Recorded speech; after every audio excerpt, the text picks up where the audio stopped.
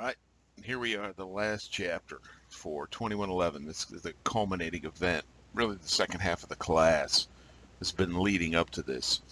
And you guys remember paper on the issues leading us to Civil War. There's plenty of them, but almost everything in the country that we've discussed in the last 3 or 4 chapters has moved us toward this point. So, the Civil War is a master's level course, 3 or 4 years worth. So trying to cover it in one chapter is difficult. So I'm going to end up doing this one in 2 parts, just because it's such a massive topic. But as I put in the Friday announcements, for cohort A especially, it's going to be relevant to go through the slides. Look at this. We get one day. Let me show that right off the bat.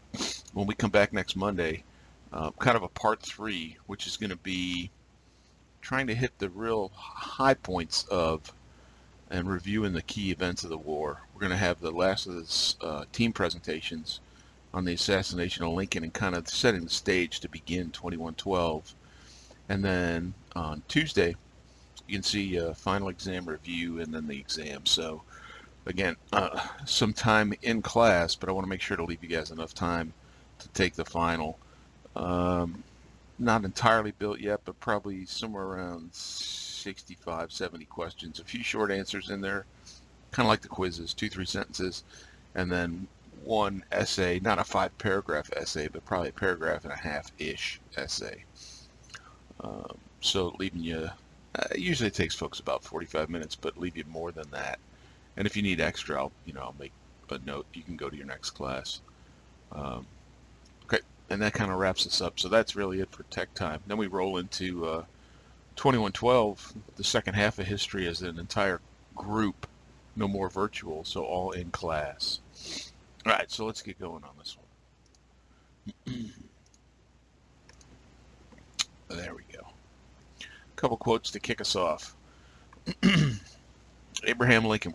We're gonna review his election and his movement into the White House, because this really sets the stage for what he has ahead of him with the country coming unglued. And these quotes both come from Lincoln. One about how difficult it was, and you'll see him age as we go through the timeline of a 4-year war. But he's also thinking about the future, that the idea of reunification of the Union, and as the war progresses, remember, it starts off, Lincoln is not a radical abolitionist. He just wants to stop the expansion of slavery, but he also wants to put it on a pathway to extinction, kind of that gradual emancipation idea. Let the air out of the balloon slowly. There's one of the more renowned battlefield commanders for the Confederacy is Stonewall Jackson. His name's Thomas J. Jackson, but this is where he gets his name. The very first real big battle of the war, first Bull Run. And you can see where he gets it from, this other general. Looking at him and his Virginians really stopping what looks like to be a Union victory initially, and turning the tide where it becomes a Union defeat.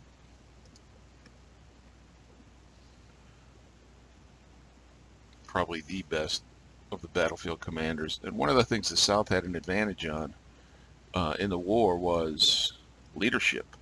Right? The North has more in the way of beans and bullets. There's more manufacturing. There's more people by over 2-to-1 over the South.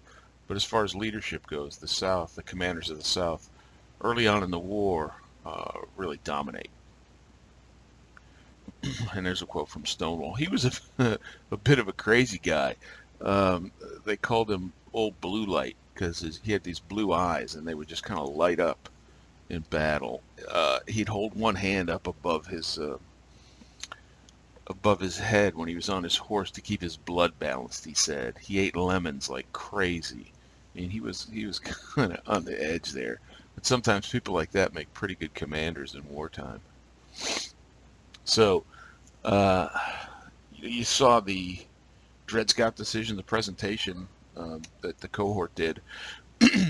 So all these events, that idea of compromise, when we started all the way back with the Constitution, 1820, 1850, Kansas, Nebraska, but events on the conflict side are pushing us toward war, even with attempts to compromise. And those compromises become more frequent and less effective. And this may be one of the last nails in the coffin. I think Lincoln's election could rationally be called the last nail in the coffin for going to war. But because the Dred Scott decision said blacks have no rights that whites are bound to accept, right? The judgment of Justice Taney, that slavery cannot be prohibited in the territories. This and the Kansas-Nebraska Act both really blow any kind of compromise out of the water. And so rationally, a lot of people on both sides really say, okay, well, slavery's allowed everywhere. But the United States is now a slave nation. And slave owners in the South and those trying to cling on to power like it. But of course, North abolitionists don't. And each of these events adds a little bit more. It tips the needle just a little bit more toward those people in the middle that really didn't care about slavery at one point. Look at things like Uncle Tom's Cabin, the Dred Scott decision, Kansas, Nebraska, and it tips more and more people leaning. They may not be violent, William Lloyd Garrison violent abolitionists, but they certainly start to sympathize more and more with that idea, which is important once the war starts, that they continue to support Northern efforts to first reunite the Union. But as the war progresses rather poorly for the Union side, Lincoln has to shift the focus of the war toward ending slavery, and people do support that. So I paraphrase it, but here's the actual piece of Roger Taney's majority opinion. You can look at that. No rights which white man was bound to respect. So they're not citizens, they don't even have rights. And it doesn't matter where you are.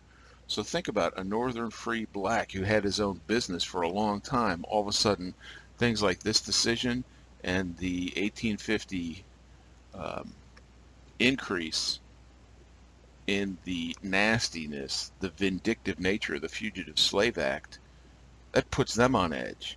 And it even puts white Northerners on edge, because if you remember, if they helped in any way, they could be fined $1,000 and thrown in jail.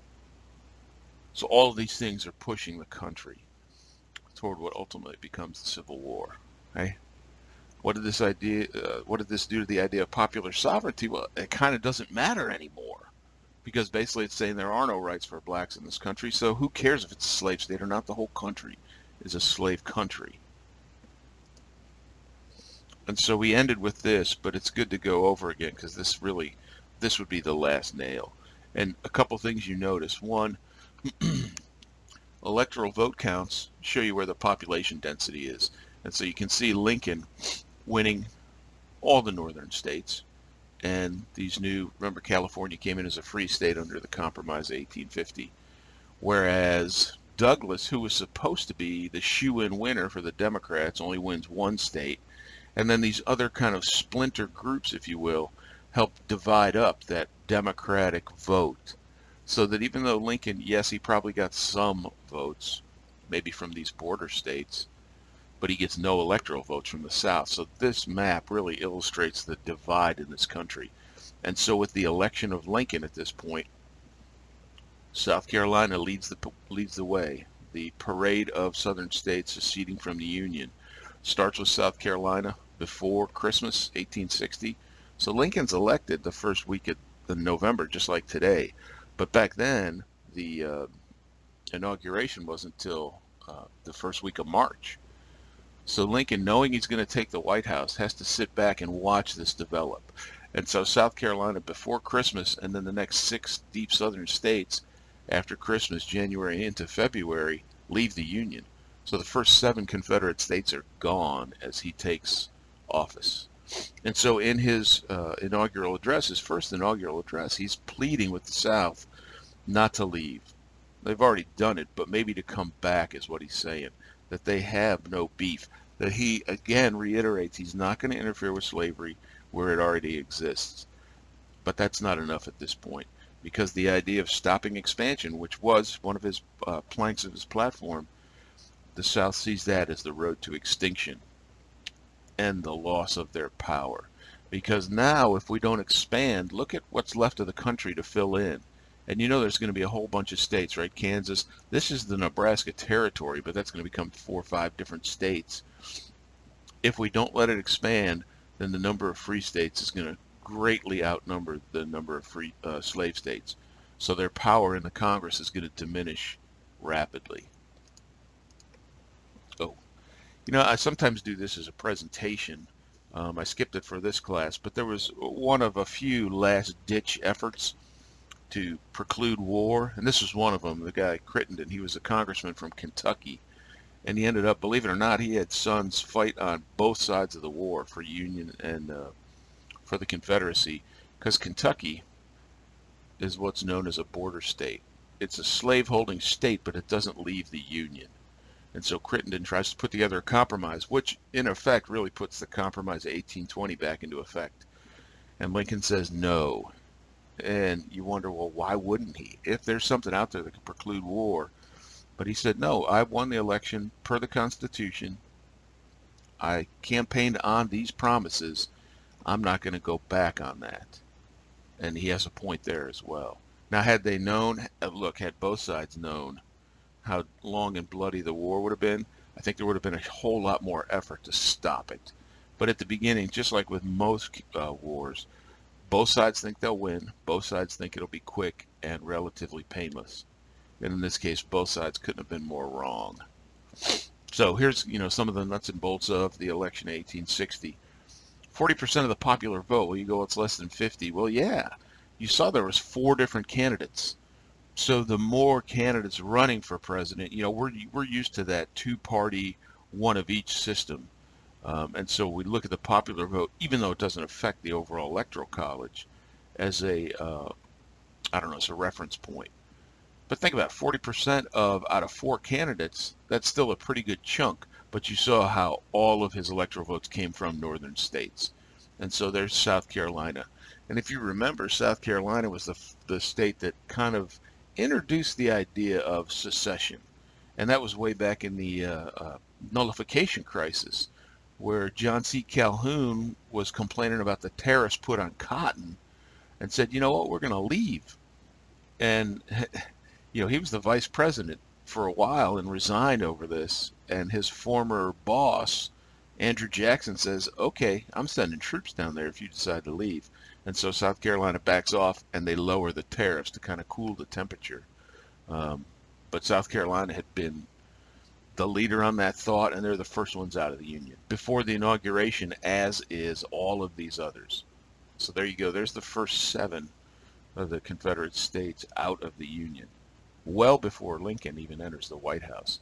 And the guy in the White House, James Buchanan, does nothing, right?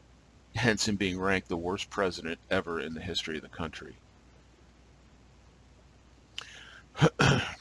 After inauguration, there's a lot of tension, obviously. There's back and forth in treaties to try to get the South to re-enter.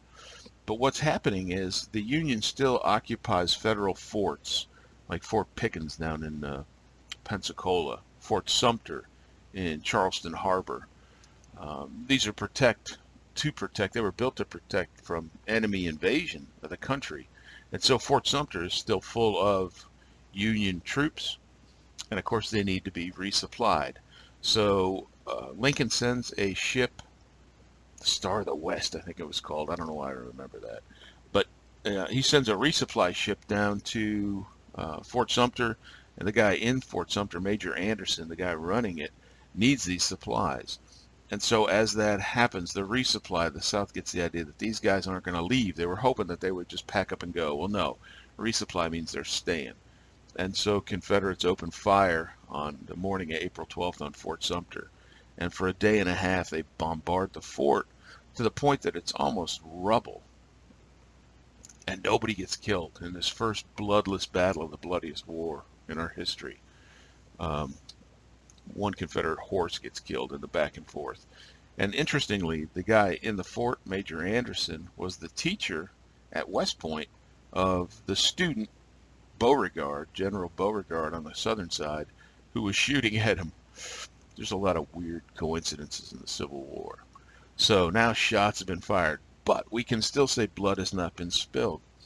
So maybe there is still an off-ramp. But again, if the idea is we're superior, we're going to win, it'll be quick and bloodless, um, you can see how that off ramp, maybe they just ignore it. And in fact, there was a Southern congressman who quoted that he would wipe up all the blood spilled in the Civil War with a pocket handkerchief. Yeah, that's how little they thought it was going to take to win this thing. That the South would just win one relatively small battle. The North would go, you know what, it's just not worth it, and let them go. Of course, that doesn't happen. And maybe if they read Lincoln a little bit better, they would have known that. So here's the next wave of states going to leave the Union for the Confederacy. So after Fort Sumter, Lincoln's like, well, that shoe has fallen. He calls up troops. And even this, if you look at the numbers, 75,000 troops for 90 days, that's pretty small potatoes. So he thinks this is going to be short, sweet. The Union will win, the Confederacy will wise up, the states will come back, and we'll work out some kind of compromise over this issue of slavery. Maybe just going back to 1820, to what Crittenden had put forth. But that's moot. And so the next four, that's where we get 11 Confederate states come out of the Union. Virginia being most important, one, both size-wise, location, right? Virginia's right on the doorstep of Washington, D.C., and quite a few of the military leaders come out of Virginia, namely Robert E. Lee, who was offered command of the Union armies and turned it down because he said he couldn't draw his sword on his home state. So there you go. There's the Confederacy, right? Those first 7 and the next 4. And then just to show one more layer of states, I mentioned it. You had the first wave in blue, the second wave after Lincoln calls up troops, and then these brown states. West Virginia doesn't exist yet. It doesn't exist until the middle of the war. But these brown states, Delaware, Maryland, Kentucky, Missouri, are what are known as border states. They're slave states, or at least slave-leaning, slave-sympathetic, but they don't leave the Union. And that's critical, and Lincoln understands that, especially Kentucky, because if these states do leave, now the Ohio River and the Mississippi River are surrounded by Confederate forces. And that's going to make his job that much tougher, maybe impossible. He said to the effect, if I lose Kentucky, I lose the war.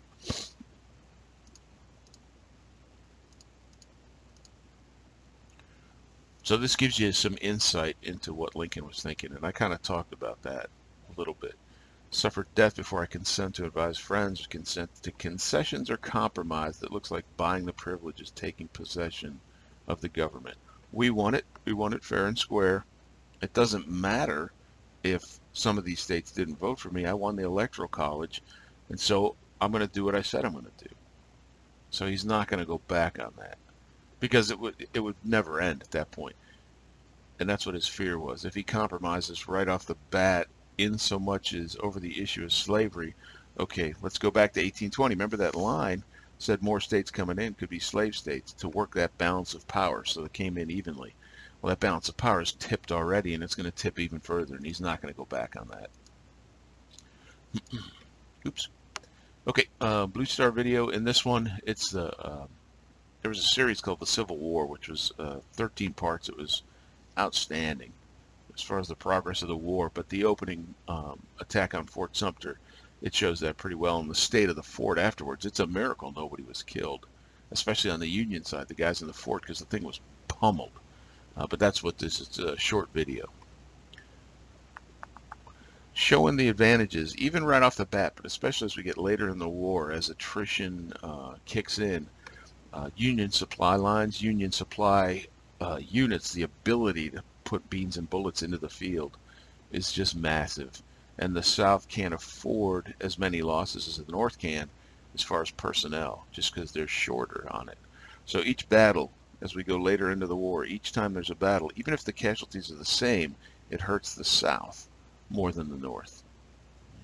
And your typical encampment, right, tents, being able to pack up and move, because these armies did move quite a bit.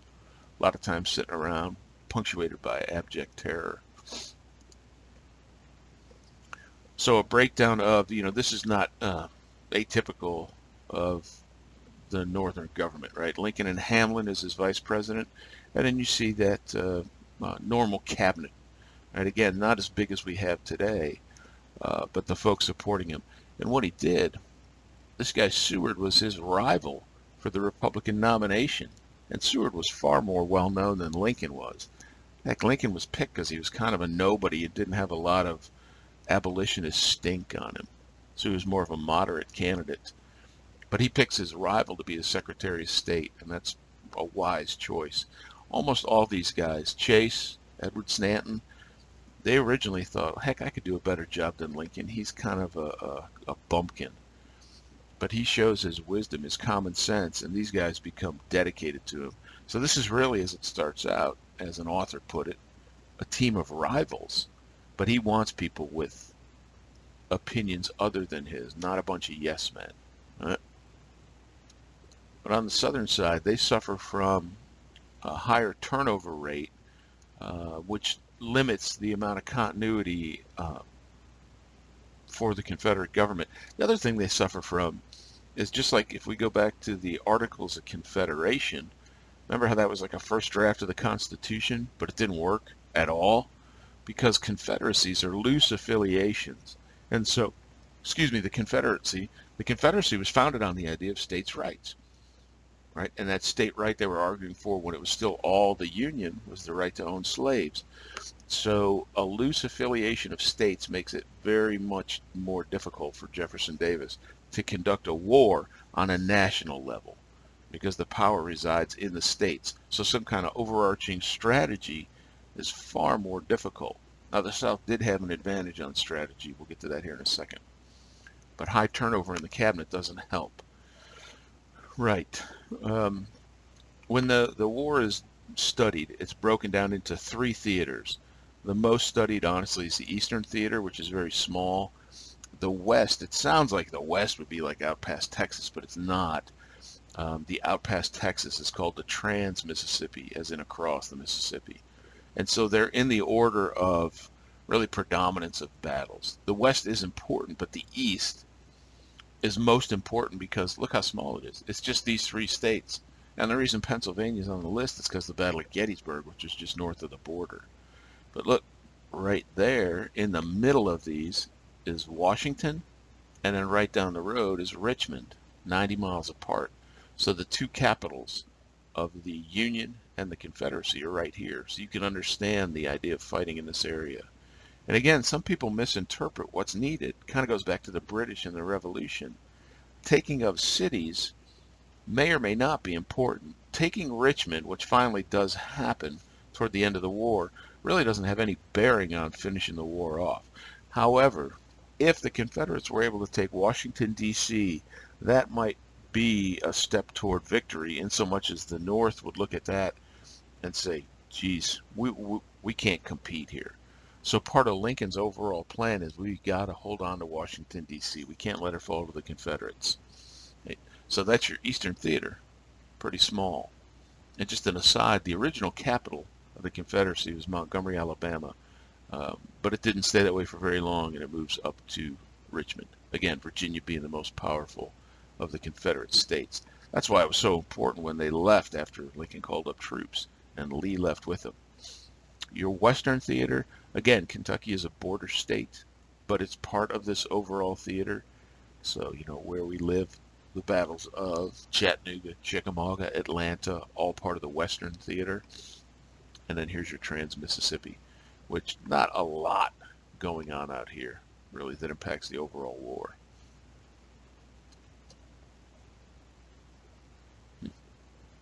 I believe this is a video of Robert E. Lee turning down command of the Union Army. I should have labeled that one. I didn't. It was. So here's Arlington House. The house actually belonged to Robert E. Lee's wife initially, so he married pretty well. But if you've ever been, you notice down here on the bottom, here's the beginnings of the headstones at Arlington National. The reason this exists was it started out as the casualties of the war started to mount. The Union started burying Union dead in Robert E. Lee's garden. Kind of make him mad, right? A poke in the eye. And that eventually becomes Arlington National Cemetery.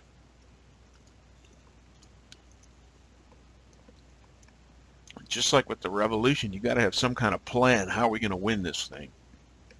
And so two different sets of plans, really. For the Union, the idea was to strangle the Confederacy. So they called it the Anaconda Plan, like a constrictor snake, strangle it. So we're going to blockade the coast, preclude the South from getting supplies from other countries or moving supplies over water. We're going to take control of the Mississippi to split the Confederacy, right? The Western and the Trans-Mississippi theaters, and take control of that so they can't move up and down the Mississippi. Defend Washington, but there it is, take Richmond. And again, the Confederates could and did really abandon Richmond and kept fighting for a while. So that wasn't as critical, whereas defending Washington is probably a rational piece of the strategy. So that's how the North plans to win this, and they stick to it, and it is eventually effective. What this does, though, the protection of Washington plays into a lot of the battles, because if I mandate that, then my armies, my Union armies, have to move with that in mind. So if the Southern Army, Robert E. Lee, is moving up the Shenandoah Valley toward Gettysburg, the Union Army has to stay between Washington, D.C. and him. So it may limit where I attack, where I move, where I go. And so I'm in a more defensive mode, which doesn't always work well. And Lee takes advantage of that over and over and over again. Now, Winfield Scott, I'll show you a picture of him. He was still around. If you remember him from the Mexican-American War, he's still the overall commander-in-chief of the Union Army. He asked Lee to command. He thinks the world of Lee back from the Battle of Cerro Gordo and him finding a way through the mountains toward Mexico City, and Lee turns him down. Now, he does have the wherewithal to tell Lincoln that he thinks the war will last at least 3 years and is going to need over 300,000 troops. And you see how that is way off from what Lincoln called up, 75,000 for 90 days, for 3 months. And so Scott sees more clearly the depth and breadth that the war is probably going to take. So on the side of the South, this is easy to remember because it's kind of how we, the colonials, beat the British. We're going to win by not losing. We're going to hang on. We're going to fight where we can. Now, Lee and the Southern armies are much more aggressive than Washington, but he had some advantages Washington didn't. But all we have to do is keep hanging on, win a victory here and there, and hope for 4 years from now, when the election in 1864 rolls around, that Lincoln is in such bad political space that he gets defeated, and the new candidate would probably have run on the idea of ending the war and letting the Confederate States become their own country, stop the whole madness. Okay, so that's their strategy. They also hope that they can get some help. That sounds familiar too, doesn't it? So the Confederates fight a lot like the revolutionaries did in the Revolutionary War. If we can get help from Britain or France, that might help. And there was a chance of that, but there's some things going against that as well. One is, if you remember from Uncle Tom's Cabin, how massively that was consumed as far as the paper or the printing companies couldn't even keep up. One of the folks that read Uncle Tom was Queen Victoria. And so there's an anti-slavery sentiment in England, not just from that, but they had already outlawed slavery.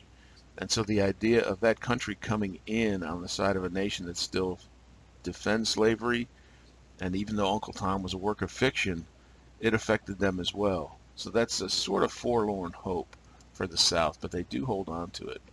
France, nope, not going to help out there.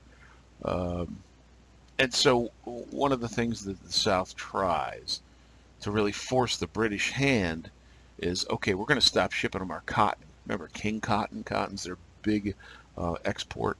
And so England will go, we need the cotton, so we'll come help fight the war. Well, it doesn't work out. England can get cotton from other places like India. They can use wool. And so what happens is really the South self-embargoes. So they withhold the sale of cotton, but it doesn't force the British's hand. And so it ends up really hurting the South because they don't have any income from all that cotton sitting on the docks, just rotting. Okay? British really need food more than cotton.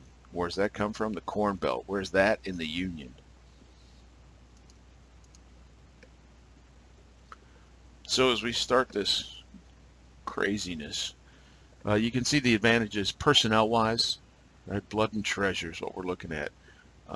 More than double the number of the South, and in fact, probably more than 4 times if you count there's 4 million-ish slaves in the South, counting toward the total. Still 3/5 clause idea. Okay? And yes, some slaves did fight on the side of the Confederacy. A lot of them, depending on how the war, where the war was, if they had a chance to flee, they would do that, flee toward the Union lines, and eventually the North decides to commission and arm black soldiers into their own regiments to help fight the war. But that doesn't happen instantly. It takes some time. Industry and rail, if you remember the transportation chapter discussion, that canals, railroads, roads, all of those favored the North, which favors movement of and production of cannon, mortars, rifles, etc. Now the South wasn't completely on the short end of things. Again, kind of like the Revolution, most of the Civil War, if you look at it, was fought in the South, in the Confederacy. So they knew the land, they knew the topography, the hills and valleys of. They could fight within, which is a motivator, right? That quote, why are you fighting? Well, because you're down here. Fighting for home and hearth on your home soil has a way of motivating you more, as opposed to this invading army from the north. More Southerners with military training, more Southerners just adept at shooting, kind of again like the Revolution, right? Because hunting was more of a thing in the South. And this it can get confusing when you look at Civil War battles. The first, of course, Fort Sumter's attack, but it's bloodless. So the first real engagement of the two armies is at Manassas, Virginia, or the Battle of Bull Run. You're like, well, which is it? It's both, right? Because of the way the naming convention comes down. And so you hear that all the time. The Battle of Sharpsburg was also the Battle of Antietam. It can get really confusing, but this is how they named them. So the Confederates, the nearest town, whereas the Union used the nearest waterway. And the same with the armies, really. The Army of Northern Virginia versus the Army of the Potomac. I don't know why, just to confuse people. So a couple of the players. This is the original overall military commander in the Eastern Theater, Joe Johnston. He's wounded in some of the early battles in and around Richmond. He doesn't get killed, but he has to leave command, and they plug in a guy named Robert E. Lee, who had really been an admin type in Richmond, helping Jefferson Davis early on. So with the wounding of Johnston, now Robert E. Lee takes command of the Army of Northern Virginia, and he never looks back, right? Here's old Winfield Scott. He looks happy. So fat he couldn't even get on his horse at this point. And at this is when he's asking Lee to command, and Lee says, no, thank you. These are a couple of the first commanders of the Army of the Potomac. Not even really called that early on, but this is Irwin McDowell, who led the Union forces at First Manassas or First Bull Run. It's a Union defeat. And so what we see develop is Abraham Lincoln often will take the commanding general who's in charge in a battle that's lost and get rid of him. And part of that's political, because it takes some of the stink of losing with him. It's not Lincoln's fault, it was McDowell's fault. But at some point that starts to lose effectiveness. But Lincoln continues to do it until he kind of finally gets the idea of, I'm going to put Ulysses S. Grant in charge of the armies. This guy is George McClellan, and he's the commander of the Army of the Potomac twice. He's in charge for a while. He gets fired, and then he gets put back in charge because Lincoln just doesn't have anybody else. And notice the very Napoleonic pose. McClellan was a big student of Napoleon. He was extremely good at organizing, drilling, preparing an army to fight, but he was extraordinarily poor when it came to the actual engagements of. and he lets a couple times of the potential ultimate culminating victory slip away because he was timid. And so that's why Lincoln gets rid of him twice. Plus, he hated Lincoln. It comes to the point you're going to see this dude run as a Democrat in 1864 against Lincoln. That's how much he disliked him. When we look at the Civil War, 640,000, new studies have even gone up over 700,000 casualties. That's enormous. And part of the reason why is this concept. And we'll see this again in World War I. As we go from the old smoothbore musket, which we looked at in the Revolution, right? That line of troops, and why we do that. Because a smoothbore musket fires a round ball, which goes all over the place, like a knuckleball in baseball. But now we've developed a rifled musket, so now we're throwing spiral passes. Okay, and so the bullet, the mini ball, which is a mispronunciation, the guy's name was Claude Monet from France, but the bullet itself was a lead slug still, but it looked more like a bullet that you think of, and the back end of it was kind of cut out a little bit, so that when the black powder charge went off, the tail end of the bullet would expand just a little bit, and it would grab the rifling, right? Those lines inside the bore of the musket and put that spin on it. And so now it was, instead of a knuckleball maybe good for 50 yards, you could shoot 600-700 yards accurately. But yet we're still fighting Napoleonically most of the time. So you're walking not into this random wall of lead, but a well-aimed wall of lead. So that makes it more difficult. There's all kinds of different cannon, artillery. And I've got a picture on the next page to show some of these. Some are like giant shotgun shells, effectively. So a cannon shooting out, but they're big. It's not like birdshot. That's what canister and grape are, two different versions of. A shot was just a solid cannonball. A shell was one that had some explosive inside, so it would fly over and then explode and shoot bits of metal, shrapnel, into the troops. And then this one, this chained shot, which was a big fail, and it'll make more sense when you see a picture. Mortars, they were like fat little cannons at that point. They weren't like mortars of today, but they would shoot up and over, like a defended position or something across a river, things like that, into a big fortress.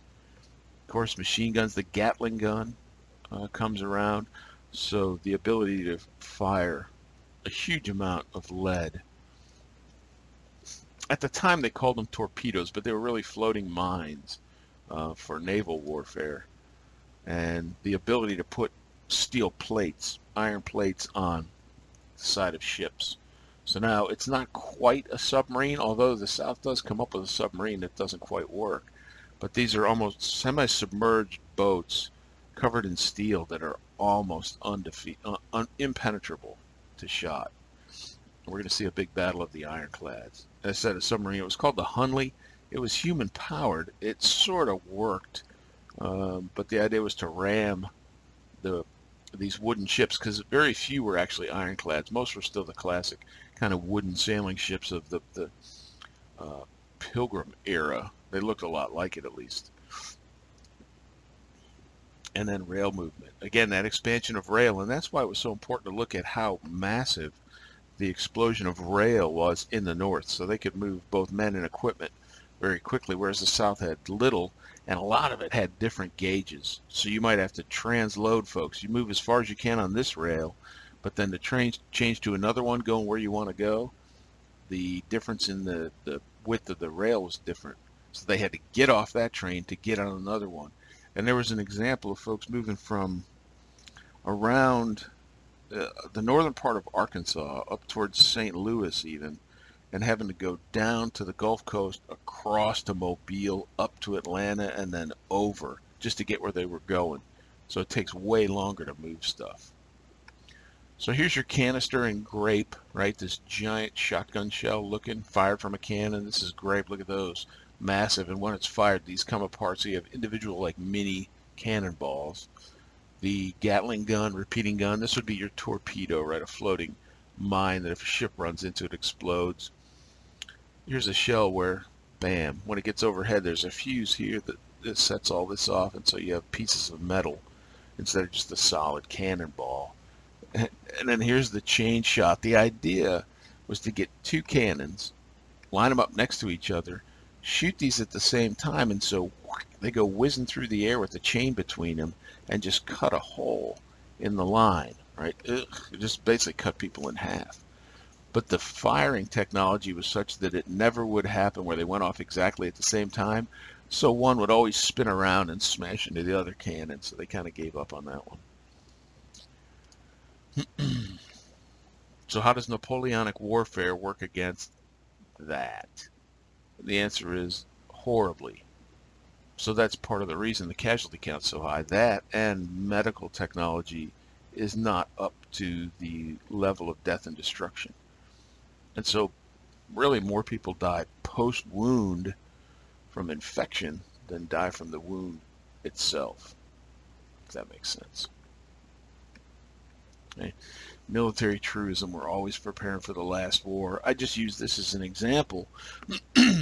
One of our better jet fighters for the Vietnam era, they built it originally without a gun. So it was like, dogfighting, planes flying, that's outdated. It's all going to be missiles. Well, no. Once we got into Vietnam, they had to go back and retrofit a gun onto the F-4. So it seems like we're always preparing for the last war, not the next one.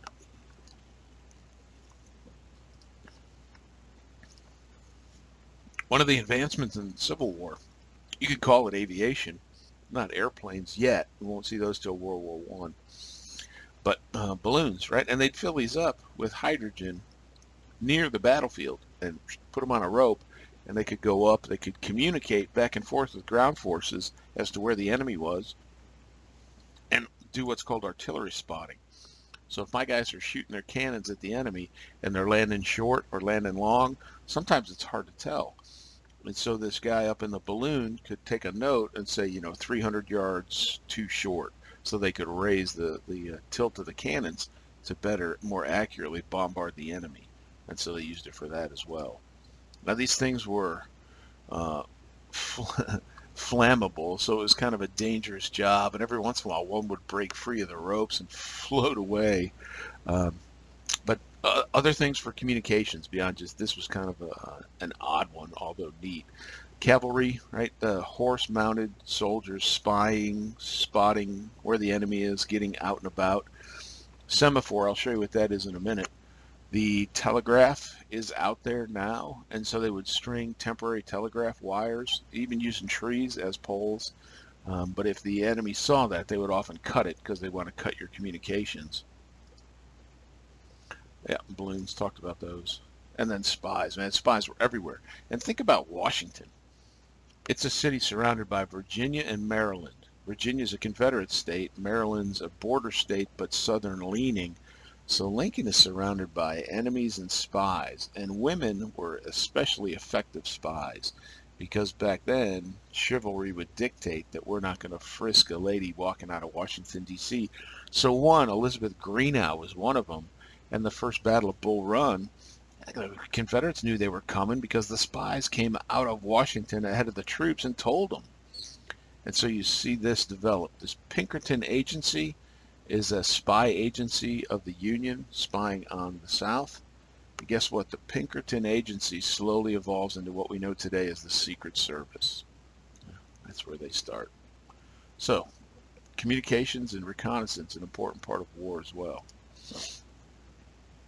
Yeah, and there's plenty of covert missions. Like kidnapping Lincoln was always kind of top of mind for the South. If we can kidnap him, we can ransom Lincoln to stop the war. Okay, and it doesn't work, but of course at the end he gets assassinated. Set fire to New York, cause unrest in the North, all kinds of stuff. That's Semaphore. So if I've got somebody over on the next hill and I've got field glasses and I can see them, you can do these flags in different alphabetical symbols and get messages across. It's a little bit slow, but it still gets the point across, and it's not tied to a cable that can be cut like the telegraph lines. Some of the uniforms, look, this doesn't take place immediately. but the idea of the blue and the gray, the blue being the Union, the gray being the Confederates. But oftentimes there was blue and gray on both sides because remember, especially with the South, the states were the ones supplying uniforms initially. And so they got whatever they could get their hands on. And then you have these kind of oddball. This is a copy of French, because remember, Napoleon's looked up to at this point. They're called Zouaves. That was the name of this uniform. But again, one, at least you notice that they're not red coats at this point. But this still is kind of a little bit, you wouldn't want to wear this as much as something a little more camouflaged. Here's your original Confederate States of America flag. It'll eventually evolve into having 11 stars once the next 4 leave. And then this is a picture of a picnic. And there was a picnic going on, and it wasn't just these folks. There was a whole slew of people that came out of Washington, D.C. to watch the first Battle of Bull Run, because it's right on the outskirts. If you go there today, it's in the suburbs of Washington. That's how close it was. So a bunch of Washingtonians pack up a picnic to go see this, what they think is going to be the one and only battle of the Civil War, and the South will surrender and it'll all be over. They couldn't have been more wrong. And part of the problem is, as the Confederates start gaining the upper hand, Stonewall Jackson holds his position and turns the tide. Now all of a sudden these picnickers are like, uh-oh, we better get out of here. And they get in their carriages heading back to Washington and clog up all the roads that the Union was trying to use to retreat. And so it's a big mess. And it becomes known as the Great Skedaddle. But it's a huge blow to Union morale that, one, it's not going to be one culminating battle. And even for the South, they realize at this point that the Union's not going to give up after just that. But they win that first kind of key battle of the war. And so, if you want, here's a map you can look at. The Henry Hill House right here. This is where Andrew Jackson gets the nickname Stonewall and stops the advancement of the Union forces, and eventually they start to head back toward Washington. Right. Right. This clip, especially with the Civil War, it's really easy to get wrapped up in numbers, as the number of casualties, how bloody it was. But I think there's a human element that gets missed, and this is a clip called Honorable Manhood. And it's a letter written by a guy named Sullivan Ballou to his wife before the first Battle of Bull Run. And it's worth watching, because it adds some humanity to what goes on, right? But it's not just numbers. And that's why my quote up here, take it or leave it, but I haven't been there, done that. That's what I think.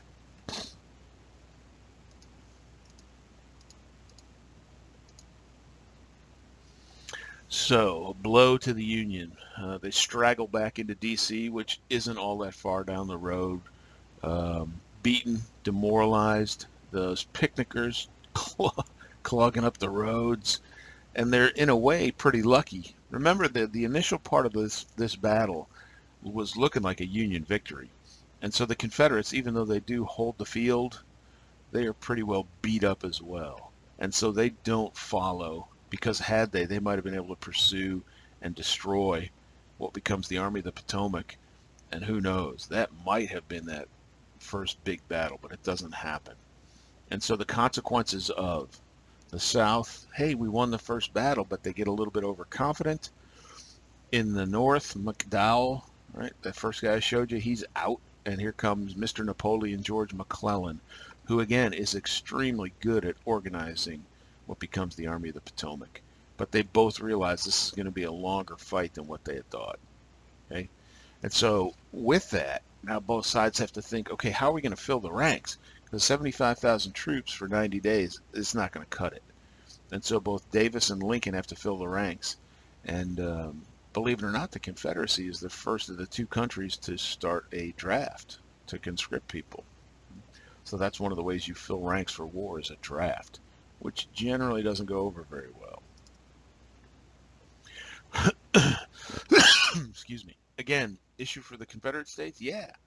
They put all the power at the state level. It's a confederation.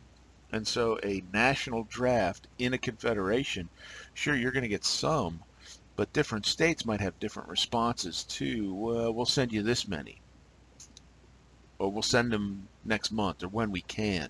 So it's tougher to have that overall national draft, national strategy even for Davis than Lincoln. These numbers, and they're not insignificant, but they're going to pale in comparison to some of the bigger battles. And so we'll hit a few more of these as we move beyond First Manassas. After that, not a lot goes on in the Eastern Theater for a little while, but things are happening out in the Western Theater, out in Western Tennessee especially. And as the war progresses, these numbers are going to be overwhelmed by some of the casualties. 58,000 in 3 days at Gettysburg, as an example. Okay. So here's McClellan. He did win a small battle. It was really more of a skirmish in what becomes West Virginia. And so he kind of vaults to at least national attention at this point. And that's why he gets command of the Army of the Potomac. Yeah, heralded as the new Napoleon. Of course, he loved that because he was arrogant, but a student of. And so he spends the rest of 1861, like I said, really not much else happens in the East, kind of reestablishing the esprit de corps, the morale, and the actual skill, the fighting ability of the Army of the Potomac. Okay, and that's needed at first after First Manassas, but after a while it becomes irritating, and it irritates the Secretary of War Stanton, it irritates Lincoln. It's like, okay, enough of the drill. Armies are supposed to go out and subdue the enemy. And it takes until the beginning of 1862 for McClellan to decide to do anything. There you go. There's a quote from Stanton that gives you an idea as to what he thought. And they're drilling in and around Washington, so it's visible to all. So again, at first it's like, wow, this is great. Look at the Army, looks wonderful. But then it's like, is that all these guys can do is march? Look at the scale of that. That's how big the Army of the Potomac is. It's an immense fighting force. Now, had McClellan put it into action more adeptly and more quickly, he might have been able to overcome the South right off the bat. It would have been a 2-year war instead of 4, but he doesn't. A couple pictures of the era. Yes, Lincoln moves into the White House. It's been around really since Jefferson. But notice the Capitol's still under construction. In fact, the dome isn't even complete at Lincoln's first inaugural address, which is right here. So the backside, yes, but not even completely finished at this point. It's interesting, back at this era, the White House was open. There was no fences. In fact, there were days of the week, a certain, a couple hours here, a couple hours there, where you could wait in line and go talk to the president. No kidding. So, finishing up 1861 and moving toward the hour mark, so we'll wrap up at some point here. On the diplomatic front, remember the idea of the Anaconda Plan was to blockade British ships. And so one of these ships had Confederates going toward England to try to get the English to enter on that side. And in fact, it was Confederate diplomats on a British ship, and the U.S. captures it. So that doesn't sit real well with the British, and they threaten war. And Lincoln wisely says, you know what, one war at a time. So he makes nice and kind of diplomatically undoes the tension associated with this. But the Confederates were going to England to try to get them to come in on the war on the side of the Confederacy. Okay. Again, Napoleon remains preoccupied with Mexico, so France is a non-entity in the U.S. Civil War. As we move to 62, there are some Northern sympathizers. Remember, the Democratic Party had Northern and Southern Democrats, and you saw that split in what it did to the election. But there are some in the North that are sympathizing with the Southern cause. If you go back, remember we said there were abolitionists, there were those that don't care.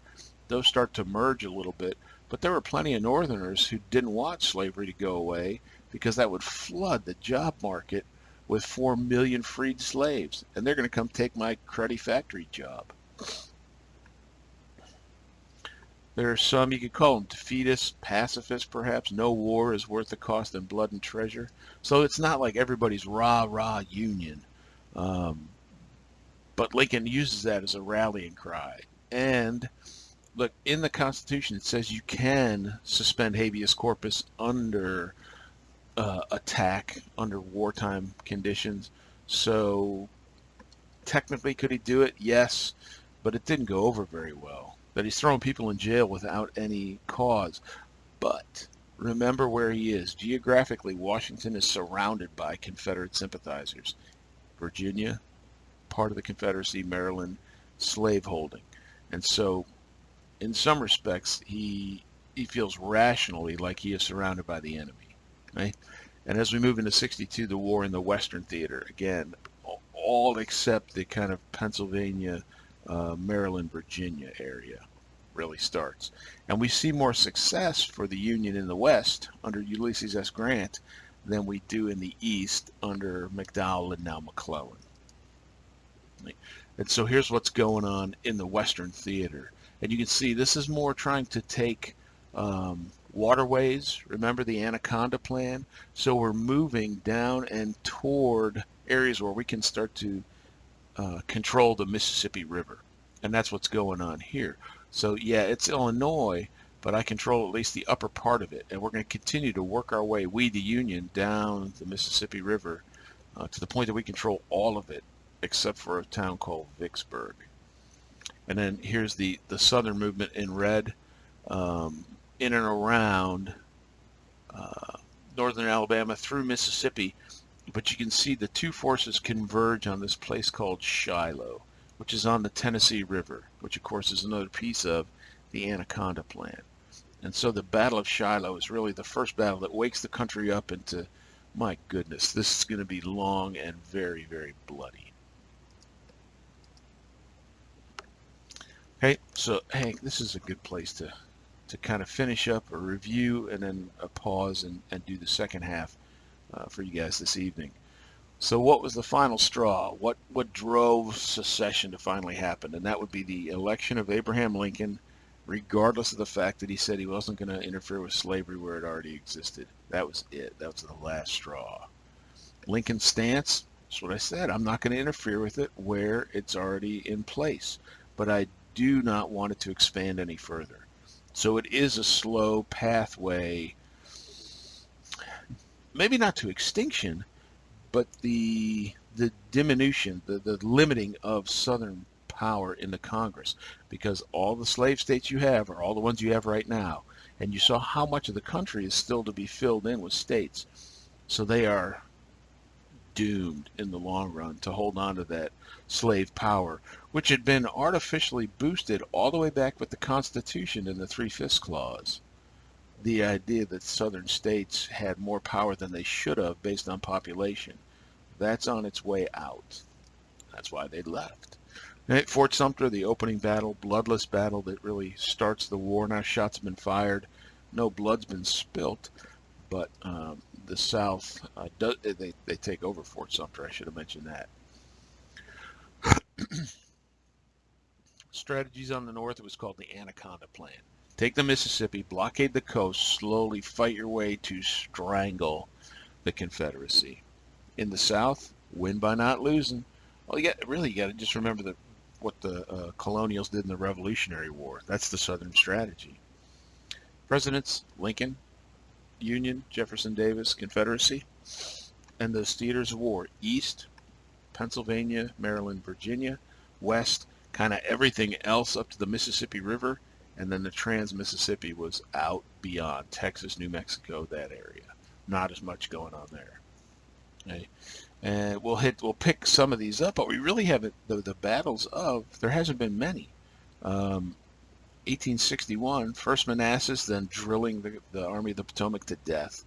And then a few in and along the waterways of the West, led by Grant, Fort Henry and Donaldson, and we're going to see picking up with the Battle of Shiloh. What were the two sides called? It depends on which side you're on, right? Union and Confederate is the typical label. Rebels, right? Secesh, what they called Southerners. The Southerners saw the Union troops as invaders, right? The War of Northern Aggression. So each side had different names for different sides. Somewhat derogatory. Johnny Reb, Billy Yank, they called each other. Okay, so let's end it here. I'll pick up this evening, starting with some of the battles in the East and the West. And again, these I'm just going to have to hit the wave tops, but Shiloh is the one we're really going to focus on for the West. Right, good time to pause. We'll pick it up with part 2.